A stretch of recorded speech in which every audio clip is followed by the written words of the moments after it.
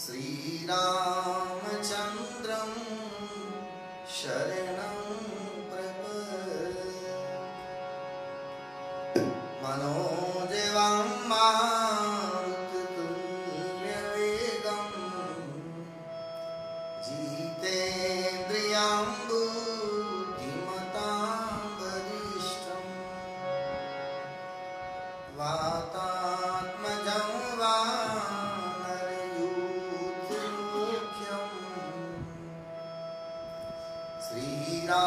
श्रीरामदूतं शरणं प्रपद्ये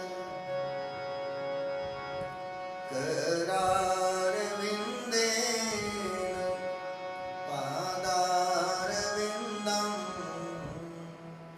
मुखारविन्दे विनिवेशयन्तं वटस्य पात्रस्य शयानं बालं मुकुन्दं मनसा स्मरामि श्रीकृष्ण गोविन्द हरे मुरारी हे नाथ नारायण वासुदेव जीवे पिब स्वामृतमेतदेव गोविन्द दामोदर माधवे गोविन्द दामोदर माधवे।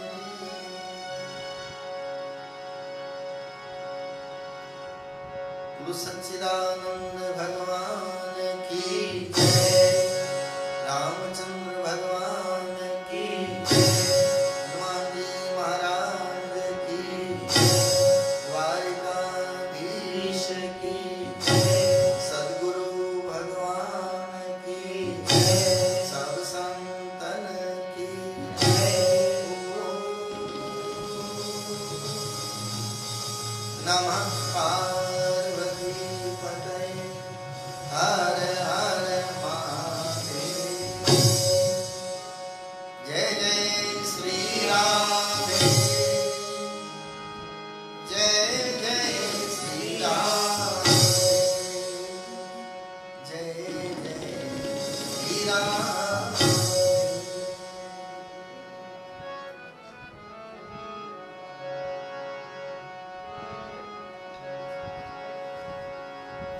ठाकुर हमरे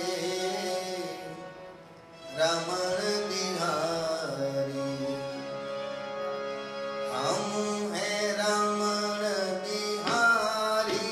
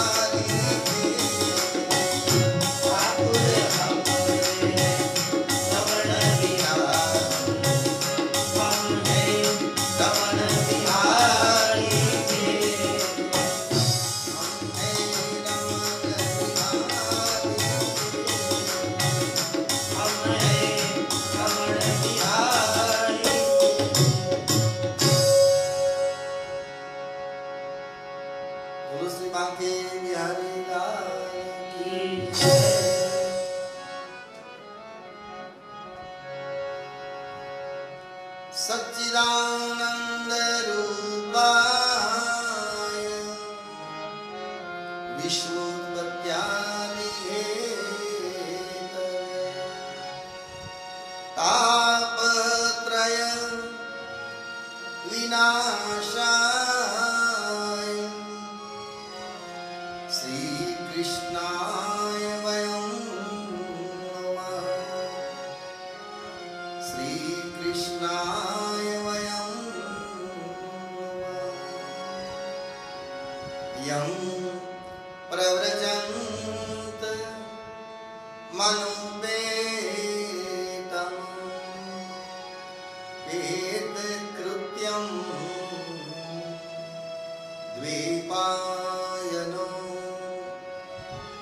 विरहकातर आजुहाव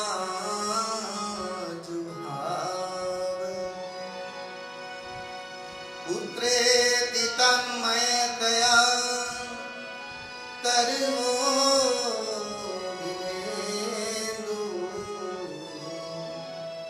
स्तं सर्वभूत हृदयं मुनिमानतोऽस्मि।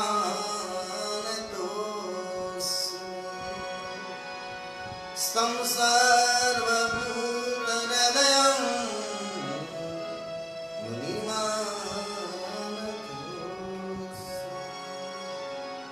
कृष्णदेव जी महाराज की जय। भागवत महापुराण की जय। पुरुषोत्तम भगवान की जय।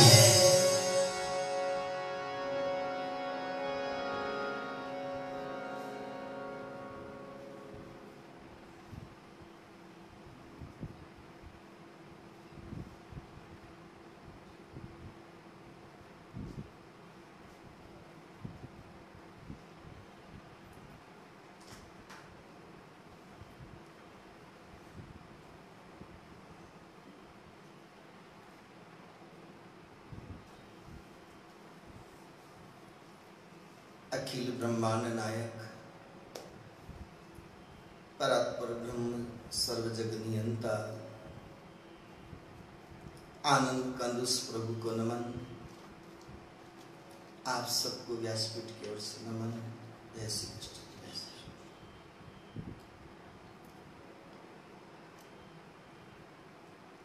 विज्ञान की इस तकनीक के माध्यम से और भी हमारे जो प्रभु प्रेमी भक्त लोग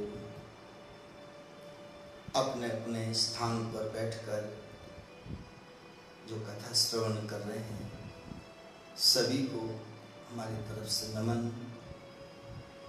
और इस पावन मास में हम बैठकर इन महापुरुषों के कहे हुए वचनों का थोड़ा हम श्रवण और उसका अनुसरण, उसका हम कुछ श्रवण करके और जीवन में उतारने का।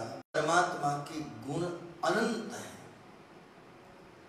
और जितने गुण हैं उतने गुण शास्त्रों में नहीं लिखे गए और जितने लिखे गए उतना कोई पढ़ नहीं सका, सुना नहीं सका, और जितना लोगों ने सुनाया उतना कोई बराबर सुन नहीं पाया। और सबका अपना अपना अनुभव है। हम 2.5-3 घंटे के कार्यक्रम में आप इस टाइमिंग आप नोट कर लीजिएगा। हम इस 3 घंटे में 180 मिनट होते हैं करीब, लेकिन हम कितने मिनट कथा से पार चले जाते हैं मन से। हम शास्त्र के निकट, परमात्मा के निकट, कहीं कहीं शरीर, स्थूल शरीर पड़ा रहेगा, लेकिन ये मन इतना चंचल है, इतना चंचल है, वो भाग भाग कर जाएगा, फिर आखिर वहीं आएगा जहां हमारा शरीर होगा। इसलिए मन को कहा बच्चे की तरह। बच्चे को मन की अनुकूल चीज दे दो तो वो थोड़ा बैठ जाएगा, लेकिन बच्चे का स्वभाव है वो थोड़ी देर बैठेगा, कभी पांव ऊंचा करेगा, कभी नीचे करेगा, कभी किधर देखेगा, कभी किधर देखेगा। क्यों? मन और बच्चा दोनों समान है। मन चंचल। इसलिए अर्जुन ने भगवान कृष्ण से यही कहा, हे गोविंद, मैं दिशाओं को बांध सकता हूं लेकिन इस मन को नहीं बांध सकता। कैसे काबू करें इस मन को? तो भगवान ने जवाब भी बहुत प्यारा दिया, भगवत गीता का प्रमाण है। अभ्यास और वैराग्य से दो चीज जीवन में आवश्यक है। अभ्यास और वैराग्य से ये मन थोड़ा काबू में आ सकता है। अभ्यास करना पड़ेगा। मन तो जाएगा, मन तो कोशिश करेगा, लेकिन कभी कभी मन के आगे हम हार जाते हैं। मन नहीं करता है, लेकिन कभी कभी वो काम हम मन के विपरीत काम हम कर लेते हैं। मन खींच के ले जाता है और हम उसके पीछे पीछे चले जाते हैं। कभी वो मन ऊंचा चढ़ा देता है, कभी वो मन नीचे गिरा देता है। ये मन की प्रवृत्ति है। आप और हम बैठ करके थोड़ा मैं भी मेरा स्वाध्याय करूं, आप भी अपना स्वाध्याय करें। यहाँ कोई उपदेश नहीं है, यहाँ कोई ज्ञान नहीं बांटना है। हम जो बात है इन महापुरुषों की हम आपके बीच में बांट रहे हैं प्रसाद के रूप में। तो मन जाएगा, दिखेगा नहीं। हम बैठे रहते हैं आंख बंद करके, लेकिन मन बहुत उठापटक करता है। मन को चाहिए। इसलिए कथा में कभी थोड़ा हास्य भी, थोड़ा प्रसंग एक लिमिट में आ जाता है, कभी संगीत का भी थोड़ा बीच में आ जाता है, कभी थोड़ी घर गृहस्थी की बात आ जाती है, थोड़ी दुनियादारी की बात। 3 घंटे तक बैठना बड़ा मुश्किल है, क्योंकि जीवन कई धाराओं में चल रहा है, एक धारा में नहीं चल रहा है। कई परिस्थितियों के बीच में हमारा जीवन चल रहा है। तो कभी वहां की बात हमारे मन में आ गई, कभी वहां का वो पॉइंट हमारे मन में आ गया। तो इसी बहाने विविधता के कारण मन थोड़ा स्थिर हो जाता है, लेकिन फिर भागेगा। मन तो शास्त्रकार कहते हैं ना, मन तो दूध की तरह है। जैसे कटोरी में से भी दूध गिर सकता है, गिलास में से भी गिर सकता है, लीटर में से भी गिर सकता है, बोतल में रखो तो गिर डुल सकता है। लेकिन इस मन को धीरे धीरे निधिध्यासन के द्वारा, अभ्यास के द्वारा इसको थोड़ा स्थिर करना पड़ता है। और वही आपका अपना सबका अनुभव है। मैं तो थोड़े देशी बातें, साधारण बातें थोड़ी ज्यादा कथा में कहता हूँ, जो मुझे दिखने में आ जाती है। सबके घर में दूध वाला सवेरे दूध देता है, तब आप देखो दूध कभी थोड़ा सा आपका 1.5 लीटर 2 लीटर नापने के बाद थोड़ा सा 2-3 वो भर के और डालता है। लेकिन वही दूध गर्म करने के बाद जामुन डाल के जब वो जम जाए, स्थिर हो गया, उसके बाद उसके आगे की प्रक्रिया है मक्खन। उसके आगे की प्रक्रिया है उसको तपाकर उसका घी बनाना, और उसके आगे की प्रक्रिया है दीपक जलना। कभी दूध के अंदर डुबो करके हम दीपक नहीं जला सकते। उसी दूध में मक्खन छिपा हुआ है, उसी दूध में घी छिपा हुआ है, लेकिन फिर भी बिना जतन, बिना साधन, बिना तपस्या कभी उसमें से मक्खन, घी निकल नहीं सकता। और वो मक्खन नहीं निकल सकता, घी नहीं बन सकता, तो दीपक नहीं जल सकता, और दीपक नहीं जल सकता तो उजाला नहीं हो सकता। हम संसारी लोग, अधिकांश लोग दूध की तरह है, दूध की तरह है। कोई आगे की यात्रा करना ही नहीं चाहता, बस खाया पिया दूध पिया, बस मामला पूरा हो गया। लेकिन कोई कोई उसको मन को स्थिर करता है, दही की तरह जम जाना, जमा देना, चंचल वृत्ति को थोड़ा स्थिर कर देना। आज मैं बैठने के बाद जो कुछ आ रहा है निवेदन कर रहा हूँ, चलना तो हमें भागवत की ओर है, लेकिन इस मन की प्रवृत्ति को जब आया है तो मैं थोड़ा, क्योंकि स्थिति हम सब की है, थोड़ा स्थिर हो जाए, थोड़ा जम जाए, फिर आप कटोरे को हिलाओ, आपका जमा हुआ दही इतना नहीं हिलेगा, क्योंकि एक स्टेज ऊपर चला गया। और ये दही की तरह, मैंने कल परसों भी बात निवेदन किया था, याद करिएगा, अर्जुन का जो चंचल मन था, विषाद युक्त मन था, अपने धनुष को छोड़कर रथ के पीछे के भाग में बैठ गया। मुझे युद्ध नहीं करना, मैं इनको मारूं, इनकी हत्या करूं, राज प्राप्त करूं, मुझे नहीं चाहिए। डिप्रेशन में आ गया। आप भगवत गीता का जो प्रकरण पढ़ेंगे, डिप्रेशन में आज आदमी आता है, आज अर्जुन नहीं है, लेकिन डिप्रेशन में आए अर्जुन, लेकिन समाधान करते करते मन स्थिर हुआ है। आखिर 18वें अध्याय कहने पड़ा, स्थितो अस्मि, मैं स्थित हो गया, मैं थोड़ा ठहर गया। गत संदेह करिष्ये वचनं तव, अब आप गोविंद आप कहो मैं करूं। और फिर भगवान ने कहा गया, बस यही करना, तुझे युद्ध करना। और आगे युद्ध प्रारंभ किया।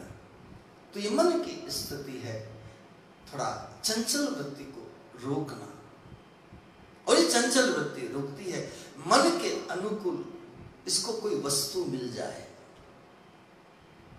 और वो वस्तु जब मिल जाती है तो मन थोड़ी देर ठहर जाता है। इसलिए सुखदेव जी ने इतने नाना प्रकार की कथाएं कहकर, मैंने तो देखा कि कहीं ऐसा न हो, राजन 7वें दिन तुम्हारी मृत्यु होने वाली है, कहीं ऐसा ना हो कि तुम्हारा मन मेरी यहां कथा से दूर चला जाए, और दूर चला गया तो फिर मेरी जिम्मेदारी नहीं है। और अर्जुन हमारे परीक्षित जी को यही कहा, राजन तुम्हारे जहां जहां तुम्हारी मन की वृत्तियां हैं उनको खींच करके लाओ और एक जगह स्थिर करो। पूरा प्रकरण आप इनको देखोगे, ये मन को खींच कर लाना, मन को जाएगा लेकिन फिर पकड़ के लाना। कभी कभी बच्चा भागने की कोशिश करता है, हम हाथ पकड़ के खींचते हैं उसको। कभी कभी हमारे घर में कोई पशु हो, गाय हो, बैल हो, कुत्ता हो, जो भी हो, तो आप देखना वो भागने की कोशिश करता है, लेकिन मालिक सांकल पकड़े उसके पीछे पीछे जाता है, उसको रोकता है। लेकिन कभी हमने ये नहीं सोचा हमारा मन भी इस पशुता की तरह जा रहा है, भाग रहा है, भाग रहा है। इसलिए हमारे महापुरुष लोगों ने कहा, नहीं है मन का कोई ठिकाना,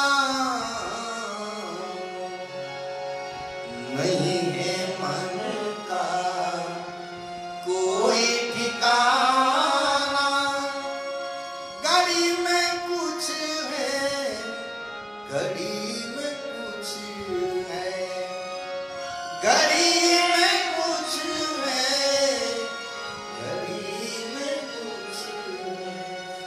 सोच रहा है, उसके बाद क्या सोचने लग जाएगा, अभी क्या निर्णय कर रहा है, बाद में क्या निर्णय करेगा। गाड़ी में कुछ है, गाड़ी में कुछ है, गाड़ी में कुछ है, गाड़ी में कुछ है। लेकिन सब लोग बड़ी प्यारी बात कह रहे हैं, कभी न धोखे मैं इसके आना,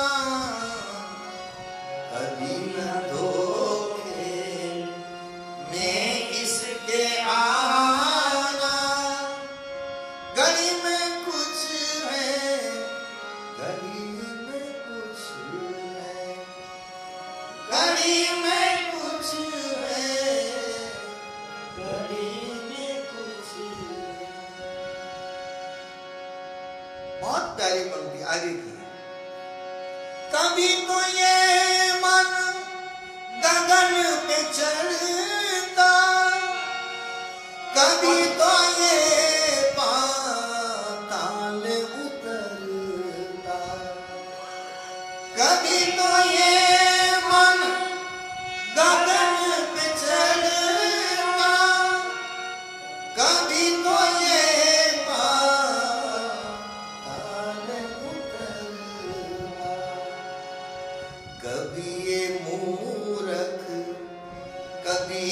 सयाना,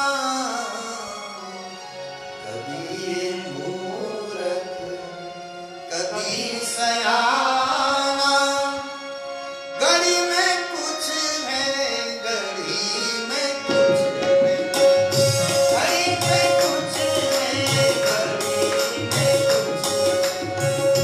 घड़ी में कुछ है, घड़ी में कुछ है, घड़ी में कुछ है, घड़ी में कुछ है, कभी न धोखे हैं इसके आना, कभी न धोखे हैं इसके आना, घड़ी में कुछ है, घड़ी में कुछ है,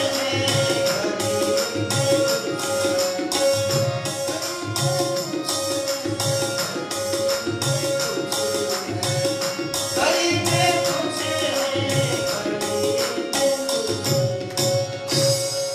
कभी क्या है, कभी क्या है। मन से ही बंधन, मन से ही मुक्ति। मन एव मनुष्याणाम कारण बंधन मोक्ष। जब विषयों में मन चला जाता है तो बंधन में आ जाता है, और जब वैराग में चला जाता है तो बंधन से मुक्त हो जाता है। कभी मन इधर जाता है, कभी मन इधर जाता है। बहुत चर्चाएं हुई है अध्यात्म में की, लेकिन हम अपने मन को काबू करने में कभी कभी असमर्थ हो जाते हैं। शास्त्र एक तरफ रह जाते हैं, ज्ञान की बातें एक तरफ रह जाती है, सत्संग की बातें एक तरफ रह जाती है। कभी मूर्ख बन जाता है, कभी सयाना बन जाता है। इसलिए कभी कभी हमारे बच्चे को नहीं कहते तू बहुत शैतान है, बहुत मस्ती करता है, कभी, और वही बच्चा कभी कभी कितना शाना होकर बैठ जाता है, तब उनको लाड़ करते, प्यार करते, प्यारा बच्चा, राजा बेटा, कितना प्यारा बच्चा। ये बच्चा नहीं, इसलिए भगवान ने सबको बेटा, पोता, दोहिता, ये घर में हमको सबको भगवान ने दिया है। लेकिन उसको देखकर कभी सोचना, बच्चा चंचलपना करे तो हमको अच्छा नहीं लगता, जब हमारा मन चंचलपना करे तो परमात्मा को अच्छा नहीं लगता। वो भी सोचता है कि ये मन क्या करता है। मैं तुझे मन दिया है, तन तो छूट जाएगा, धन छूट जाएगा, मन तो जन्म जन्म साथ चलने वाली चीज है। हे राजन, तुम्हारा मन अगर कहीं भी दूसरी जगह लगाया तो तुम्हारी मुक्ति नहीं हो, मेरी जिम्मेदारी नहीं। पूरी भागवत का सार देखिएगा। हे राजन, किसी को अलर्ट करने की कहां जरूरत थी। हे राजन, हे परीक्षित, मतलब मन को ठिकाने रखना, मन को स्थिर रखना। कथा में मन ठीक रहता है, कई बातें याद आ जाती, मन थोड़ा इधर उधर डिस्टर्ब हो जाता है तो जो कहना चाहते वो भूल जाते हैं। ये मन का स्वभाव है। मन पानी की तरह है, जिधर बाहर ढलान मिलेगा उधर ही भागेगा। इस मन को ऊपर उठाने के लिए कोई मोटर की जरूरत है, इस पानी को चढ़ाने के लिए जैसे मोटर की जरूरत होती है, वो कितने राउंड मोटर लेती है तब पानी ऊपर फेंकती है। ऐसे मन कितना एक जगह मंत्र के द्वारा, नाम के द्वारा, जब एक जगह उसको इतनी बार घुमाते हैं तब मन थोड़ा ऊपर ऊर्ध्व गति करता है। इतना जल्दी मन ऊपर नहीं चढ़ता। एक चक्कर खा ले, मोटर बंद हो जाए, एक चक्कर खा ले, थोड़ी लाइट चले, 2 चक्कर खाए, पानी ऊपर नहीं चढ़ेगा। उसको तो लगातार करंट देना पड़ेगा, लगातार उसकी मोटर घुमाना पड़ेगा। और जैसे लाइट बंद, आया नीचे। ऐसे हमारे जीवन में सत्संग बंद, ज्ञान बंद, चिंतन बंद, सब मन वापस आया धरा पर। बिल्कुल ये मन की स्थिति है। बिल्कुल मैं दिल से बात कर रहा हूं आपके बीच में।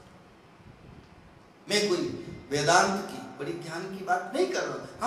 हम सब के मन की स्थिति है।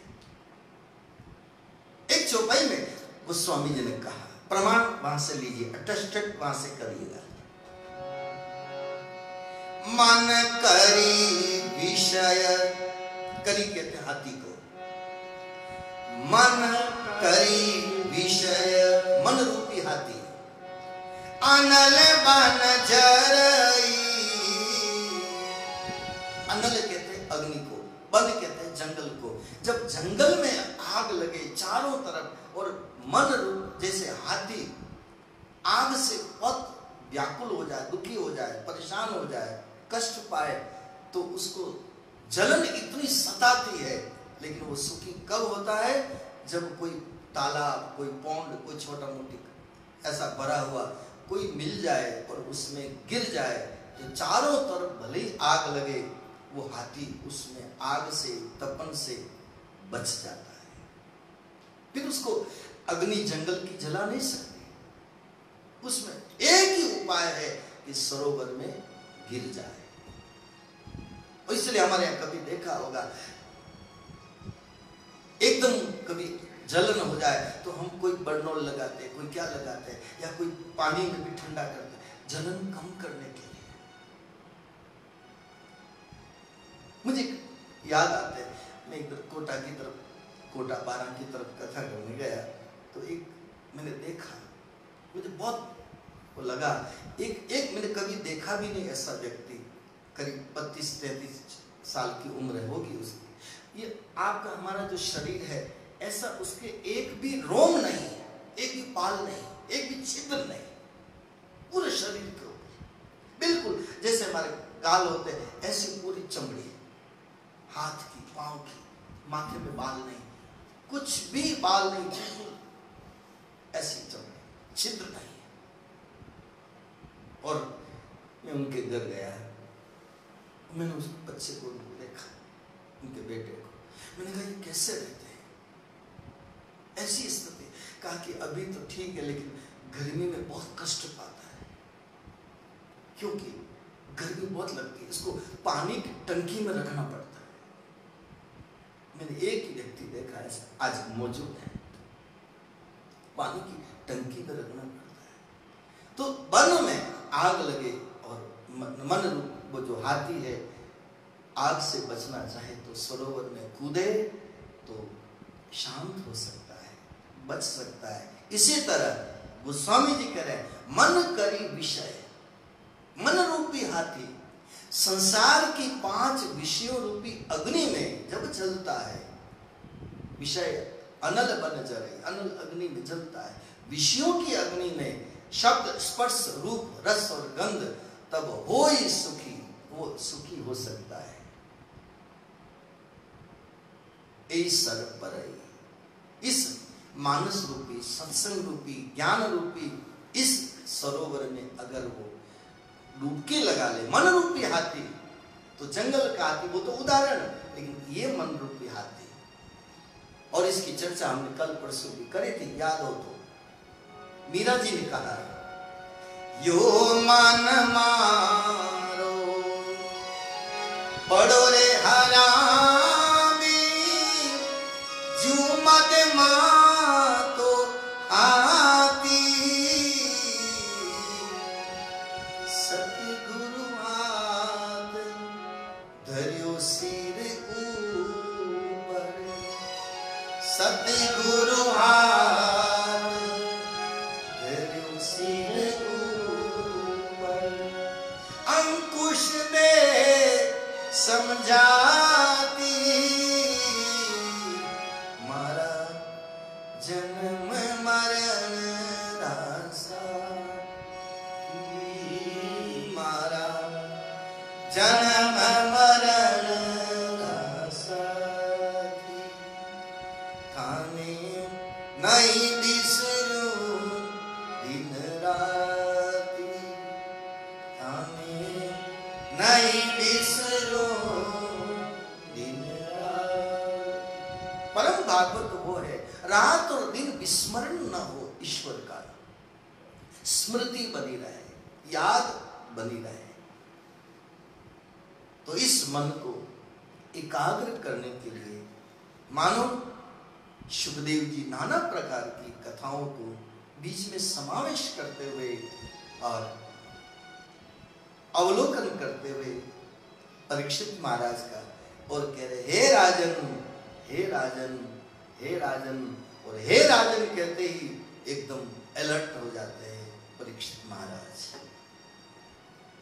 सत्संग कथाएं बड़ी सावधानी के साथ कहनी पड़ती है, कही जाती है और सुनी जाती है। मैंने शास्त्रों में पाया है, अगर आपका चंचल मन है तो मंत्र भी आपको कभी फल नहीं देगा। आपका मन सत्संग में है लेकिन उसका फल बराबर इतना नहीं मिल पाएगा। तो भगवान की एक कथा ऐसी है, सबके मन को खींचती है। इसलिए सुखदेव जी ने भगवान की लीलाओं का वर्णन इसीलिए किया कि इसी बहाने हे राजन, अब तुम्हारा मन पात्र बन गया, अधिकारी बन गया। अब मैं तुम्हें कृष्ण चरित्र सुनाता हूं। पहले क्यों नहीं सुनाया? पहले स्कंद में सुना देते, दूसरे में सुना देते, तीसरे में सुना देते, चौथे में सुना देते, पांचवें में सुना देते, लेकिन अजामिल का प्रकरण, गजेंद्र का प्रकरण, जड़ भरत जी का प्रकरण, ये जितने जो कथाएं पीछे आई है, ये सब कथाएं इधर उधर सब जगह उसकी पात्रता का निर्माण किया। मटका बनाता है कुम्हार, आप देखना सब जगह से जहां थोड़ी मिट्टी ऊपर उसको ठोक करके बिल्कुल गोल करता है, एक आकार देता है, एक आकार देता है, और आकार बन गया, मटका बन गया।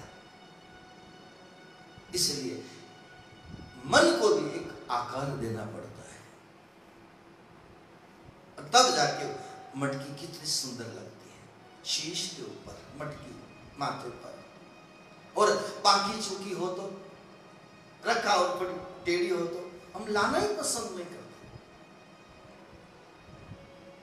इसलिए इस सत्संग के द्वारा उसका आकार बनता है, और इसलिए कुम्हार ठोक ठोक के उसको बिल्कुल बराबर सही करता है, फिर पकाता है, फिर बजा करके देखता है। हम कितने समझदार हैं। मैं कई बार कहा, हम 50 रुपए की मटकी कुम्हार के बजाने के बाद भी हम भी बजा के देखते हैं। ये अपना अनुभव है, बजा के देखते हैं, और थोड़ी सही नहीं, मिस्टेक थोड़ी सी है तो मटकी बदल। क्यों?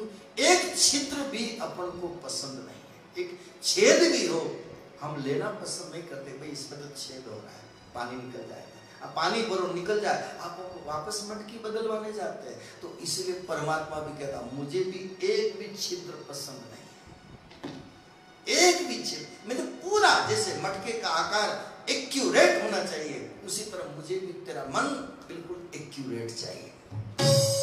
मोही कपट छल छिद्र न भावा, ये प्रमाण। एक छिद्र नहीं चाहिए, एक मिस्टेक नहीं चाहिए। और ये कथाओं का यही है, हमारा एक आकार, जहां जहां से करेक्शन करेक्शन करेक्शन होता रहता है। अब हमारी ये गलती, ये गलती, ये गलती। मैं वहां गीता प्रेस गोरखपुर गया देखने के लिए, तो वहां पर मैंने देखा जो जो किताबों की जो लेखनी होती है ना, उसमें फिर उसको करेक्शन करते हैं उसके पहले। तो लाभ सही से देखते, ये मिस्टेक, फिर दूसरा आगे जाती, फिर वो चेक करता है, फिर उसका आगे जाती, फिर वो चेक करता है, फिर उसका आगे कई लोगों के बीच जाती है, तब जाके बिल्कुल एक शब्द की, एक बिंदी की भी फर्क हमको गीता प्रेस गोरखपुर की किताब में नहीं मिलती। कितने जगह वो घूम करके गई, तब जाके उसका एक एक करेक्शन हुआ।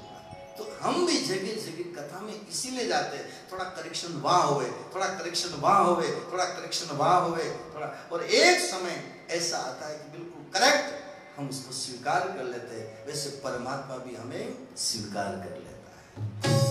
ये है इसका पूरा जो, अब हम तो अवगुण के भंडार हैं, गलतियां। और मैं तो कई बार कथा में भी कहा कि बुराई है, ये अच्छा, ये बुरा, हमने सुन लिया अथवा तो अनुभव किया, अब हम जानते हैं ये बुरा है, ये अच्छा है, ये बुरा है, फिर भी हम उस बुराई को छोड़ नहीं सकते। कारण क्या है? मन जानता है, हम भी जानते हैं ये बुरी चीज है, फिर भी नहीं छूटती, छोड़ नहीं पाते। हम कुछ मजबूर हैं, दूसरों से नहीं, हमारे स्वभाव से ही मजबूर है, इसलिए छोड़ नहीं पाते। तो मन को एक जगह स्थिर करने के लिए ये कथाओं का ऐसा चलन चला है। महापुरुष लोगों ने इन कथाओं का वाचन किया, श्रवण किया, इसी बहाने थोड़ा मन, और 1 घंटा आधा घंटा जितना भी मन जितना शांति से श्रवण करेगा तो उसको आनंद की एक अनुभूति होगी, और वो आनंद की जो अनुभूति है वही परमात्मा का दर्शन है। 1 घड़ी आदि में पुण्याद तुलसी संगत साधु की हरे कोटि अपराध। वो आनंद मिलता है, वो क्षण, वो पल। फिर सोचते हम कथा में क्यों जाते हैं, अरे और सुने, एक आधा घंटा बैठे थे ना, इतना आनंद आया, और जाए। एक तलब लगती है और हरि रस को पिए और इसका रस स्वादन करें। एक भजन की पंक्ति है, रहती हवस ये दिल में, भर के जाम पिए। हरि रस का प्याला, मैं शराब की बात नहीं कर रहा हूं। हवस यानी बार और इच्छा। रहती हवस ये दिल में, भर के जाम पिए, भर के जाम पिए। लेकिन इनकार इकरार कर चुके हम, इकरार करना, इकरार कर चुके हम, इकरार करना, इकरार कर चुके हम, इनकार करना, इकरार कर चुके हम। ऐसी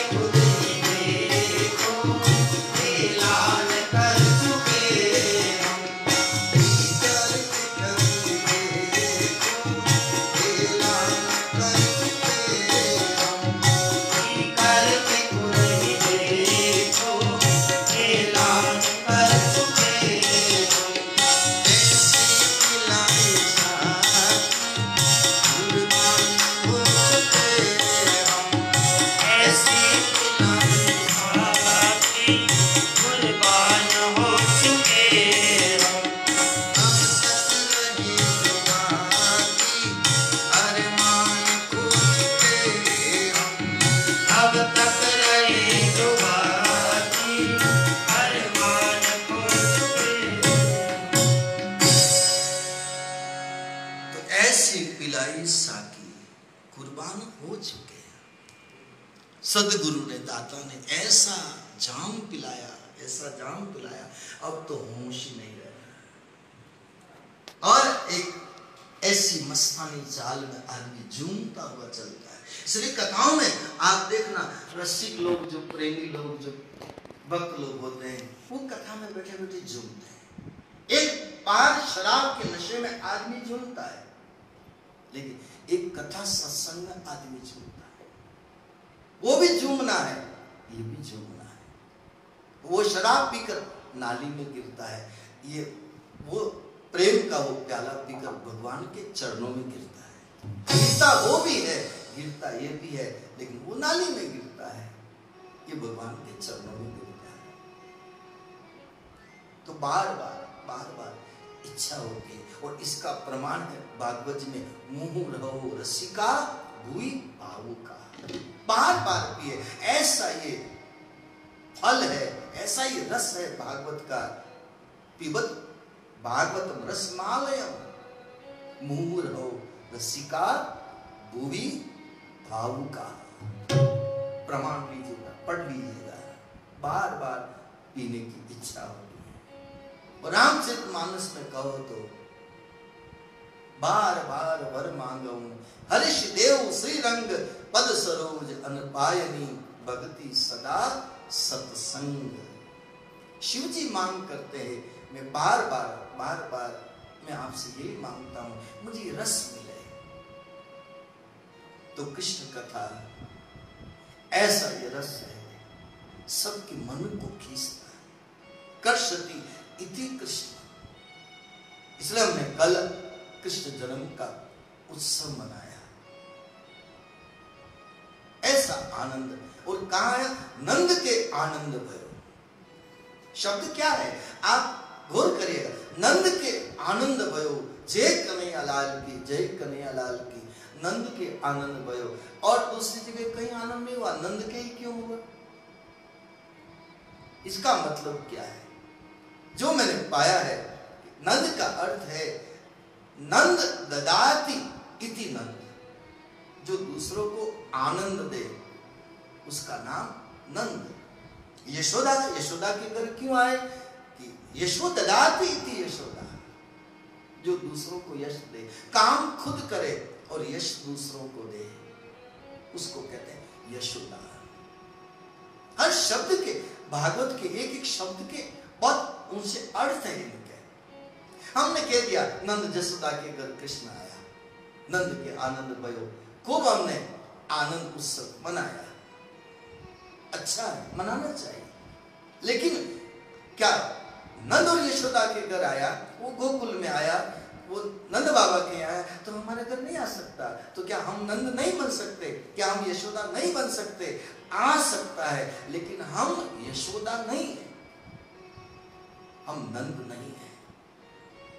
हम तो दूसरों को आनंद देने वाले नहीं है, दूसरों को सताने वाले हैं। हम दूसरों को कष्ट देने वाले, हम दूसरों को पीड़ा देने वाले।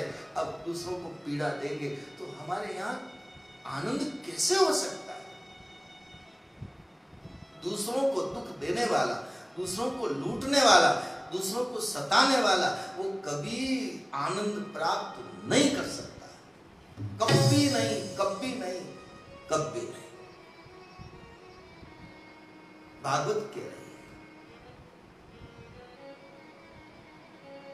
जो सबको आनंद दे, जिसको जिससे मिलकर के मन को प्रसन्नता मिले। आनंद आ गया, कभी बातचीत करो, कभी मिलो, कभी वार्तालाप करो, और ऐसा आज तो आप मिल गए, आनंद आ गया। ये है नंद, ये आपके मिलने से सामने वाला प्रसन्न हो गया। मैं तो केवल इन शब्दों की थोड़ी व्याख्या कर रहा हूं, बाकी तो कृष्ण चरित्र आप लीलाओं में सब देखा है, जानते हैं।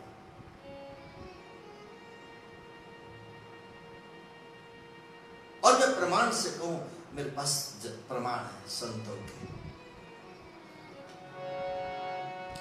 चार मिले 64 खिले। चार कौन? दो हमारे नेत्र, दो सामने वाले के। चार मिले 64 खिले। 64 का मतलब 32 दांत हमारे और 32 दांत सामने वाले के। आहा, पधारो पधारो पधारो, कितना मन प्रसन्न हुआ। इससे मिलान कर लीजिए नंद से। मैं आपको ये तो मेरे पास जो जो मोती मिले आपके बीच में रख रहा हूं। 4 मिले 64 खिले, 32 दांत हमारे और 32 दांत सामने वाले के। और आगे 4 मिले 64 खिले और 20 रहे कर जोड़। 10 उंगलियां हमारी 10 सामने वाले की, कितनी हो गई? 20 रहे कर जोड़। हरिजन से हरिजन मिले, प्रेमी से प्रेमी मिले, भक्त से भक्त मिले। हरिजन यानी भगवान का जन। दो जब मिलते हैं तब नाचे 7 करोड़, नाचे 7 करोड़। 3.5 ये जो रोम है, ये हमारे पूरे शरीर में 3.5 करोड़ रोम है। ये जो बाल है, रोम पुलकित हो जाए। और ये मानस में कई प्रमाण है, इसके प्रमाण है, ये पुलकित हो जाए। तो 3.5 करोड़ हमारे और 3.5 करोड़ सामने वाले के, तो कितने हो गए? 7 करोड़। तो नाचे 7 करोड़, रोम रोम नृत्य करने लग जाए, नृत्य करने लग जाए। आज तो आनंद आ गया, आज आप मिल गए। ओ क्या कहना, क्या कहना। ये खुशी जिससे मिल जाए वो नंद है। ये जीवन के एक एक प्रसंग जो मुझे जो लग रहे हैं, बिल्कुल सरलीकरण के साथ और ऐसे आनंद के साथ हम हरि से जुड़ने का प्रयास करें। कोई सत्संग में जाए, कोई कथा में जाए, कोई दर्शन को जाए, कोई वृंदावन जाए, कोई द्वारिका जाए, जहां जिसका मन जाए और मन इतना आनंदित हो जाए। और मानस का प्रमाण अयोध्या कांड का है। मन गुण गावत पुलक शरीरा, मेरे गुण गाते गाते शरीर पुलकित हो जाए। मन गुण गावत पुलक शरीरा और गद गद गिरा नयन बहनीरा। गद गद गिरा, वाणी गदगद हो जाए, वाणी अवरुद्ध हो जाए, बोलते बोलते आदमी का गला बढ़ जाए और आंखों से अश्रुपात होने लग जाए। कितना, और उस वक्त का जो आनंद है वो आनंद वो ही जान सकता है जो जिससे मिलता है। कभी सेना में और कहीं दूर बेटा नौकरी करता हो और बहुत ऐसी स्थिति हो और वो बेटा जब आ जाए मुसीबत का सामना करते करते और मां को गले लगे, पिता को गले लगे, तब उस पिता को क्या सुख मिलता है, उस मां को क्या सुख मिलता है, उस बेटे को क्या मिलता है। आज मेरी मां मिल गई, आज मेरा पिता मिल गया। आंखों से अश्रुपात, ये स्थिति है नंद की। मैं क्या परिभाषा करूं, बिल्कुल सब जीवन से जुड़ी हुई बात है। और पुराण का एक अर्थ यही है, लिखा हुआ भले पुराण की बातें हो, पुराना हो, लेकिन नवीन से नवीन समस्याओं का जवाब दे, उसका नाम है पुराण। वो श्लोक मुझे याद नहीं है, पुरातनपि, जो पुराने से पुराने लिखे गए, कब लिखे गए, लेकिन आज के समय में हमारी समस्याओं का जवाब दे। हरदम जो वर्तमान रहे उसी को शास्त्र कहते हैं, उसी को ग्रंथ कहते हैं। मैं तो फिर कहूं ये ग्रंथ है। ग्रंथ क्यों कहते हैं? ग्रंथ और एक होती ग्रंथि, आप पढ़े लिखे समझ जाएंगे। ग्रंथि ग्रंथि का मतलब होता है गांठ। हमारे शरीर में भी कई ग्रंथियां हैं और वो गांठ है जिसको ग्रंथि कहते हैं। और हमारे मन की जो ग्रंथियां हो, उस मन की ग्रंथि को खोले, ऑपरेशन करे, उसका नाम ग्रंथ। पेट की कोई गांठ को निकाले, वो तो सर्जन डॉक्टर है, वो तो कोई शल्य चिकित्सा करने वाले डॉक्टर है जो ऑपरेशन करके पेट को चीर कर अंदर की गांठ को निकाले। लेकिन ये तो मन की गांठों का ऑपरेशन करता है। यहां कोई भी, ना कोई चाकू है ना कोई है, कुछ नहीं। यहां पर एक एक शब्द से मानो उसका ऑपरेशन हो रहा है, एक एक चीज खोली जा रही है। तो जो ग्रंथियों को खोले, इसलिए उसको कहते हैं ग्रंथ। प्रमाण है, देखिएगा, गावत वेद पुराण अष्टादश पुराणेषु व्यासस्य वचनम द्वय। दो ही वचन है, किसी को पीड़ा न दो, किसी को कष्ट न दो। परोपकाराय पुण्याय, परोपकार करना पुण्य, पापाय परपीड़नम। 18 पुराण का, 4 वेद का, सभी शास्त्रों का ये निचोड़ है, व्यास जी का शब्द। मैं नहीं कह रहा हूं, हमारे शास्त्र कह रहे हैं। और ये तो रामायण जी की आरती में आया है। गावत वेद पुराण अष्टादश, 6 शास्त्र सब ग्रंथन को रस। सभी का रस एक। मुनि जान धन संतन को सर्वस।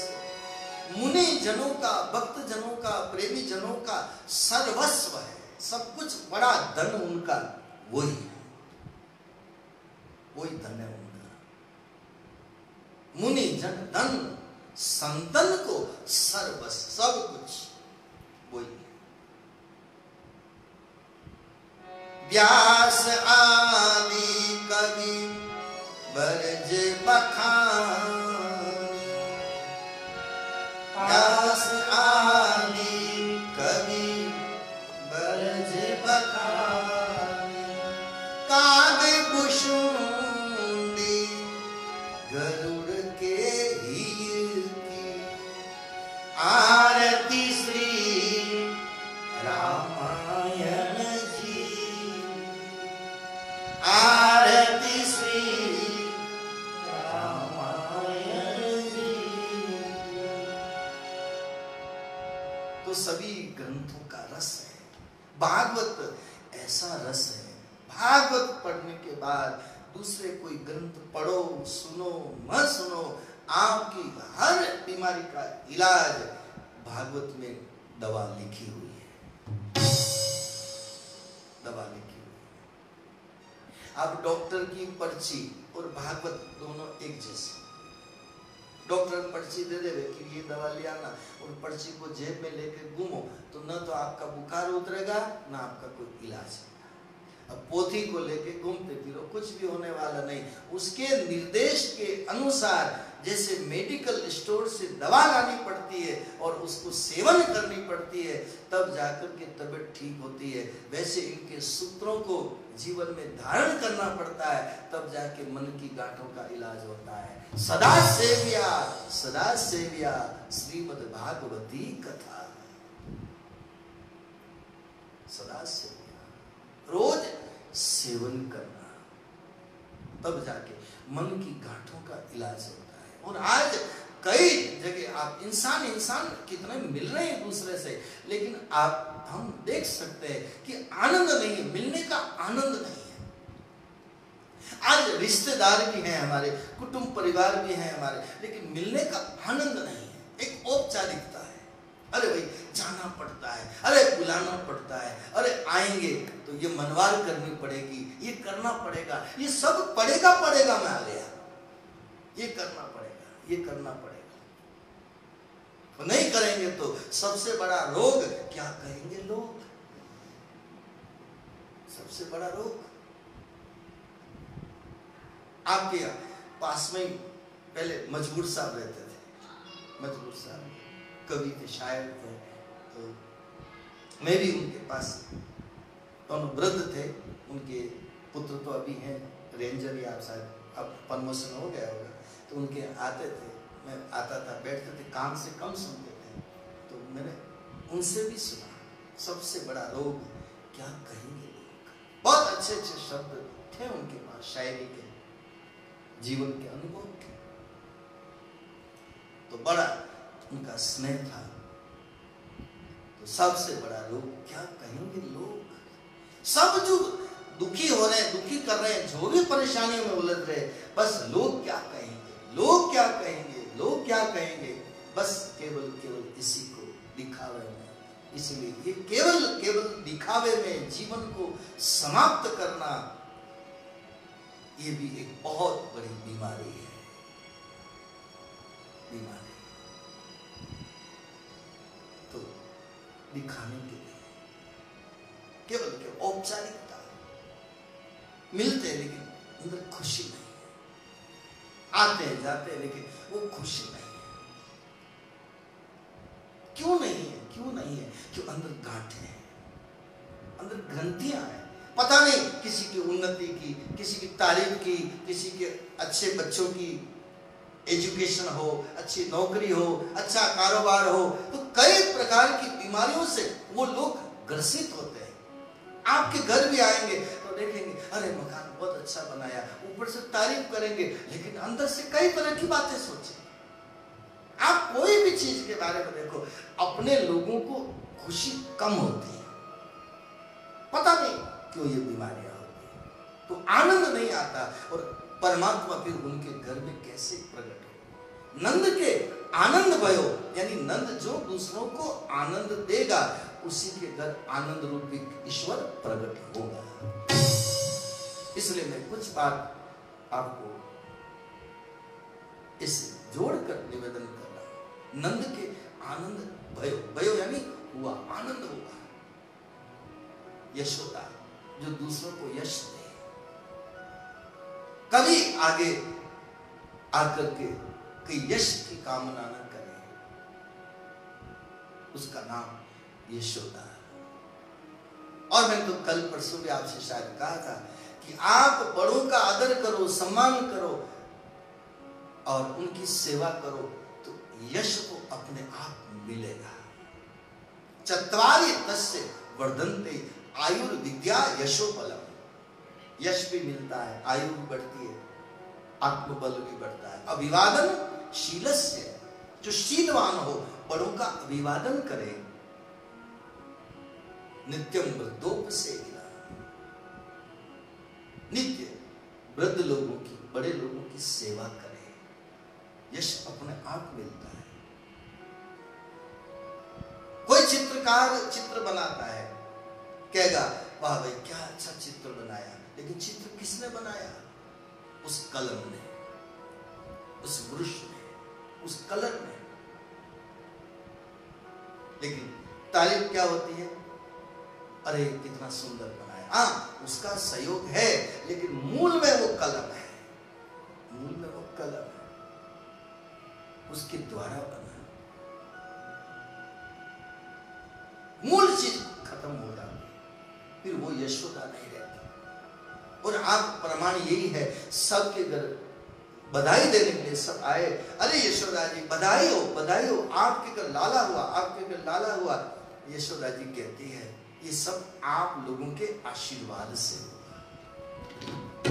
देखो भागवत में क्या लिखा है। ये फिर एक सखी कहती है, अरे यशोदा तुम सही कह रही हो, मैंने तुम्हारे घर लाला होने के लिए एकादशी का व्रत किया है, मैंने तुम्हारे लिए भगवान से प्रार्थना करी है।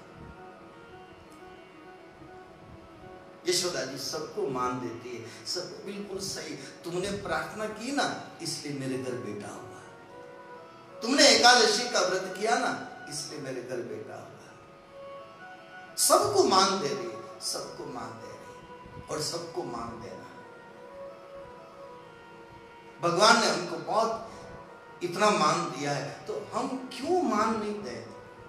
लेकिन कभी कभी दुनिया में नियम है, ज्यादा मान किसी को दो तो ज्यादा मान पचता भी नहीं, हजम भी नहीं होता है। भले आपको कोई मान दे या न दे, आप हम उनको मान दें, ये चैतन्य महाप्रभु ने कहा। और प्रमाण लीजिएगा, त्रणादपि सुनिचेन तरोरपि सहिष्णुना अमानी अमान देय कीर्तनियो सदा हरि। अमानी अमान देय कीर्तनियो सदा हरि। त्रणादपि सुनिचेन, यानी तिनके से भी छोटा बन जाना, और तरोरपि सहिष्णुना, पेड़ की तरह सहनशील बन जाना। अमानीय मान दे, जो आपको भले मान न दे फिर भी हम उनको मान दे। कीर्तनियो सदा हरि, रोज हरि का कीर्तन करना। तो ये है यशोदा जी का भाव कि मान देना। और सब आते हैं, कोई झूला झुलाती है लाला को और सब गाती है, जसोदा जायो ललना वेदन में सुन आई। जसोदा जायो ललना वेदन में सुन आई। जसोदा जायो ललना वेदन में सुन आई। जसोदा जायो सब गाइएगा, में सुन आई, वेदन में सुन आई, वेदन में सुन आई, वेदन में सुन आई, वेदन में सुन आई। जसोदा जायो ललना वेदन में सुन आई। जसोदा जायो ललना वेदन में सुन आई।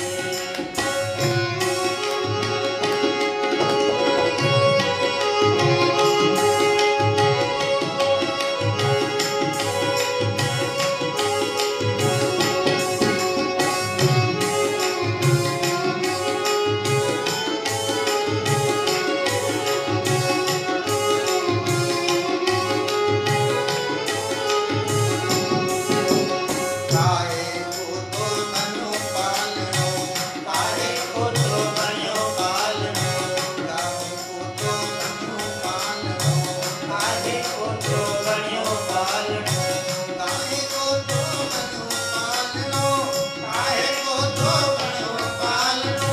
काहे के लागे ढूंढना वेदन में सुन आई।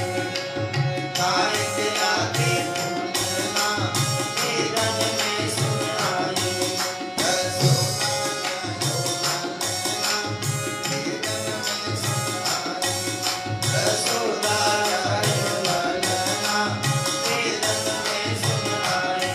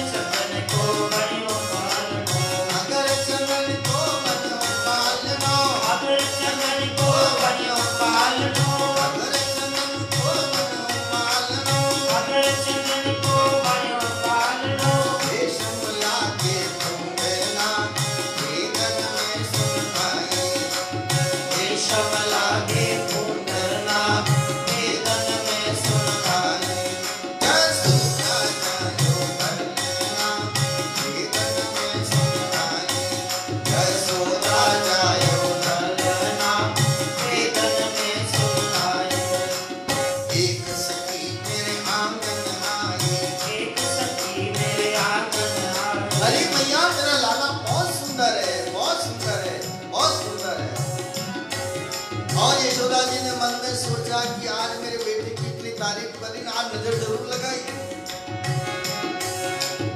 एक सखी मेरे आंगन आई, एक सखी मेरे आंगन आई, एक सखी मेरे आंगन आई, एक सखी मेरे आंगन आई, एक सखी मेरे आंगन आई, एक सखी मेरे आंगन आई।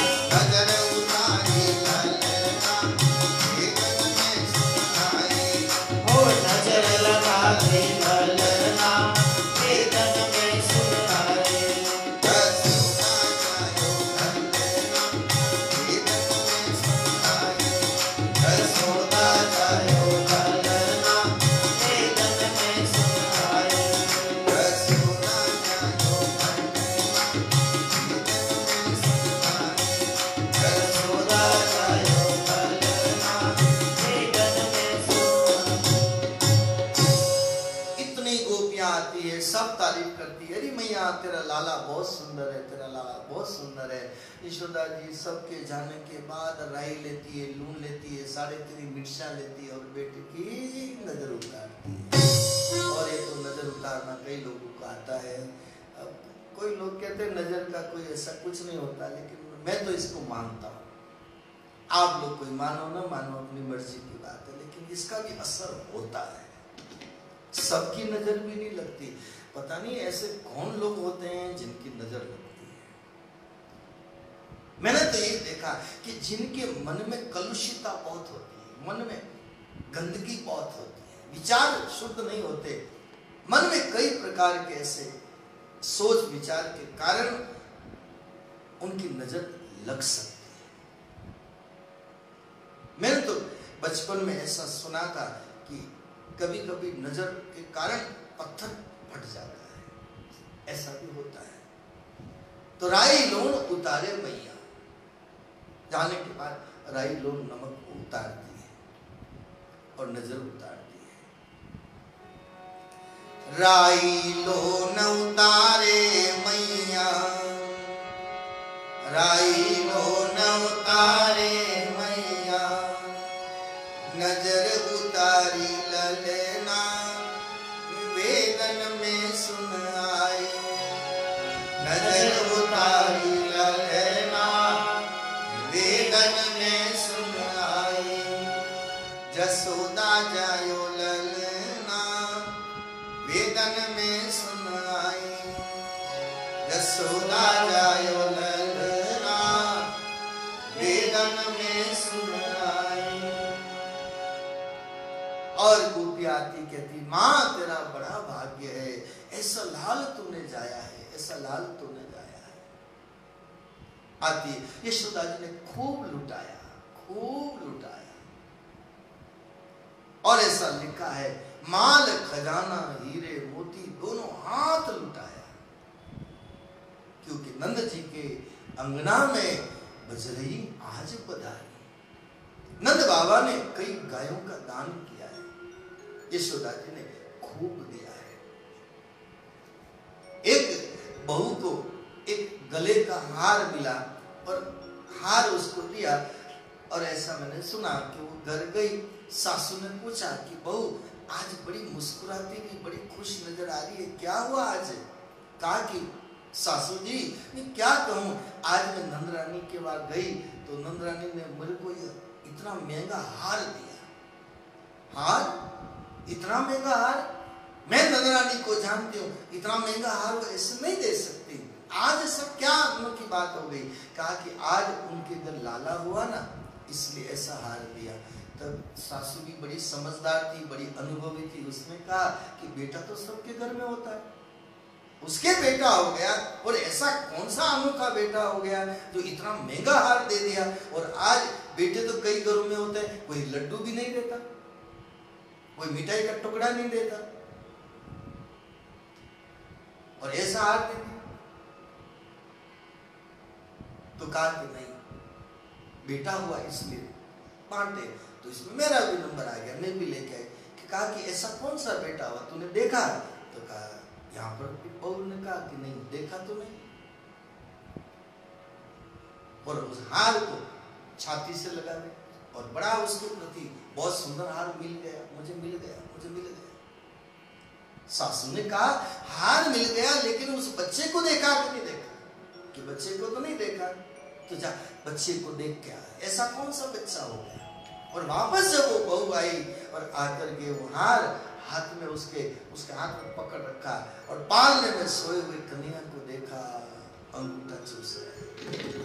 हरारविंदे पादारविंदम मुखारविंदे विनिवेशयन्तम वटस्य पत्रस्य कुटेशयानम बालम मुकंदम मनसा स्मरामि।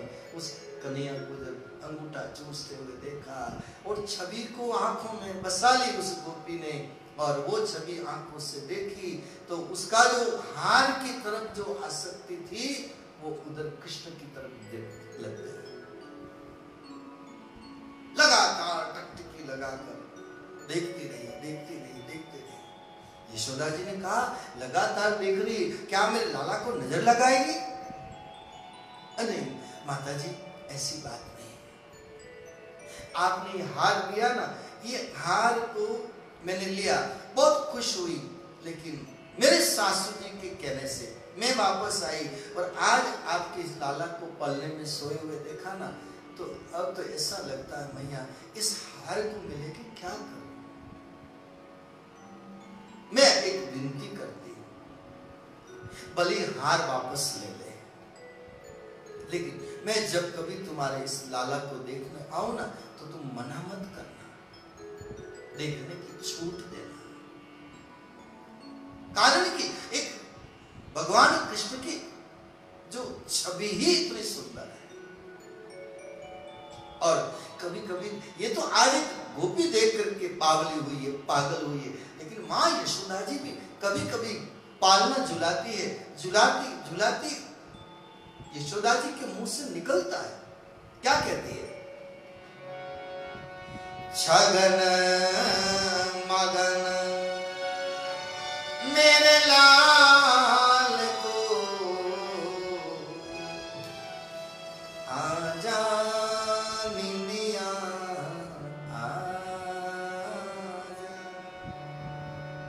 आजा निंदिया। ये लोरी है बच्चे को सुलाने के लिए, और ये लोरी सब गा सकते हैं। अपने बच्चे को सुलाना हो, बेटी को सुलाना हो, पोते को सुलाना हो, दोहिते को सुलाना हो, जिसको भी सुना, और पति को सुलाना हो तो भी अच्छी, उनको भी सुला सकते। छगन मगन मेरे लाल को आजा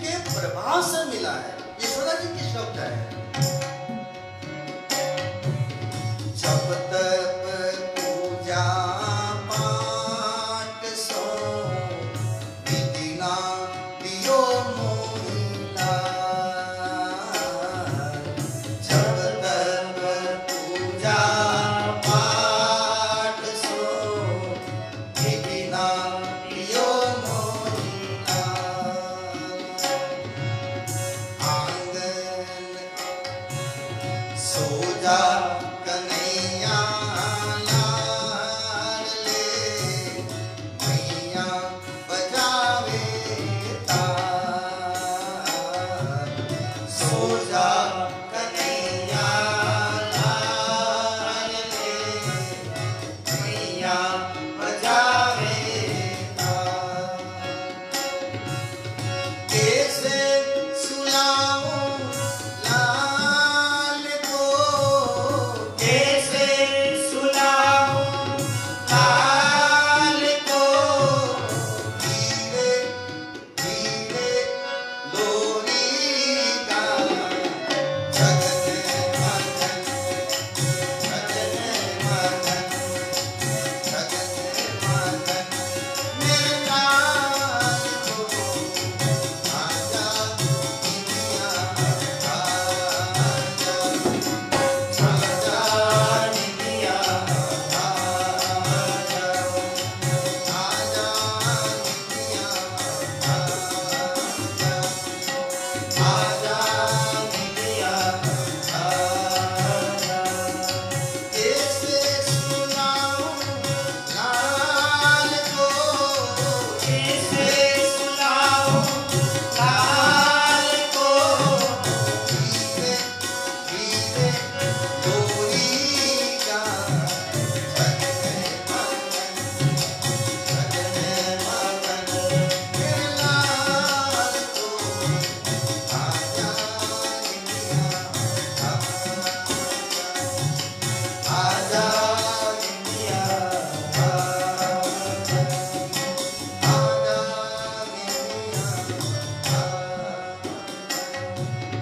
आजा इंडिया।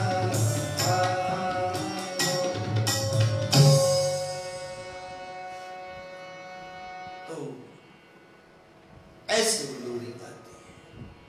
और ये लोरी हम जब गाते हैं ना, तो कई लोगों को झपकी लगने भी लग जाती है। ये मेरा अनुभव है, आपको ऐसे नहीं कहना, लग जाएगी। आपका नहीं। ये हम एक बार जोधपुर में कथा कर रहे थे, चातुर्मास था हमारा जोधपुर में। तो सवेरे 8 बजे कथा होती थी, 8 से 10:30 बजे सवेरे। 11 बजे तो फिर सब लोग अपने काम धंधे चले जाते हैं। तो सुबह 8 बजे तो सवेरे सवेरे ऐसा कोई आया प्रकरण, तो हमने ये लोरी गाई। तो बिल्कुल हकीकत कह रहा हूँ, मेरा ये अनुभव है। मैंने देखा पूरा सब करीब करीब कई लोग। अरे मैंने कहा तो गड़बड़ हो गई। उसके बाद मैंने कम कर दिया इसको गाना। मैंने कहा खतरा बढ़ जाता है।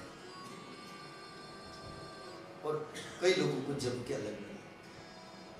लोरी ही ऐसी, लोरी ऐसे लाला को जब सुलाते हैं तब ऐसे लोरियां आज के समय में माताएं कहां गाती है? बच्चे तो सबके घर में है, भगवान के दी हुए, लेकिन लोरी किसी को नहीं आती जो कोई ऐसे गावे, झुलावे। छवि को देखती हुई यशोदा जी अपने आप बलिहारी जाती है। सोवे कन्हैया पालने,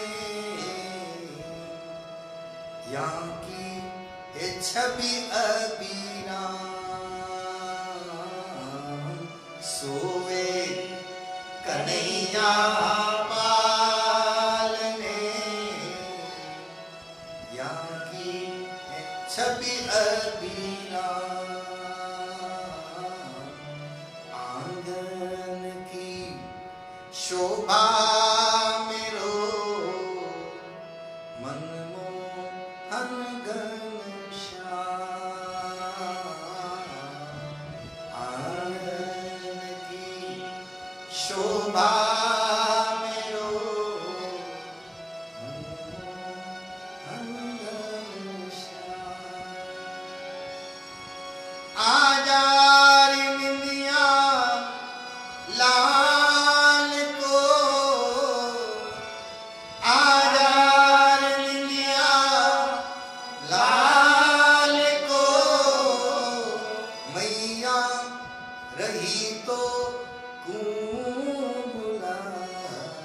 छगने मगन, छगने मगन, को आजाद लिया, आजाद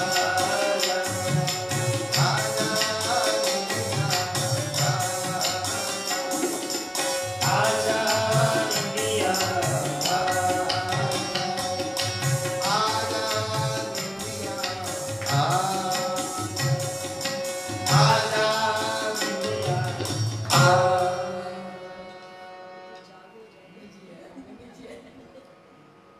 कुछ एहसास तो हुआ ना, कुछ नहीं हुआ तो अच्छी बात हो गया तो और अच्छी बात है। और मैं तो भाई कहता हूँ, सबको कहता हूँ, आपको घर में नींद नहीं आवे, टेबलेट लेनी पड़े, हमारी कथा में आओ, खूब नींद निकाल।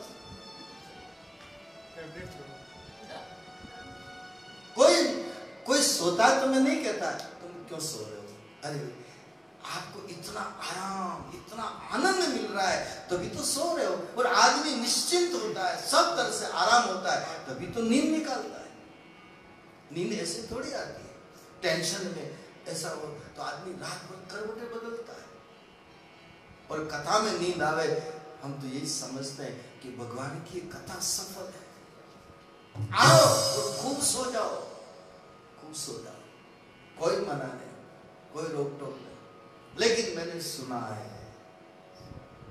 कथा में बैठकर जो नींद निकाले, अगला जन्म उसका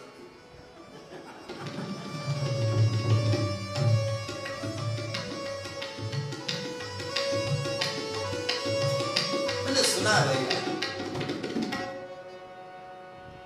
ज्यादा बजाओगे तो कोई निकल के नहीं आता। सांप का ऐसा मिलता है, ऐसा किसी ने कहा। और कहते हैं कि पास में बैठा हुआ व्यक्ति उसको नहीं जगावे तो उसका अगला जन्म वो डुगडुगी वाला, मदा। तो सो जाओ, कोई टेंशन नहीं, नींद निकालो, हमको कोई टेंशन नहीं। ये सब आपकी जिम्मेदारी, आपके ऊपर, हमारी तरफ से छूट है। मदारी बनो आप जानो, सांप बनो आप जानो, अब बने नहीं बने, लेकिन किसी ने कहा, इसलिए मैं भी आपसे कह रहा हूं, तो सजगता, सावधानी, इसलिए बीच बीच में थोड़ा आ जाता है। तो कन्हैया को सुलाने के लिए यशोदा जी लोरी गाती है।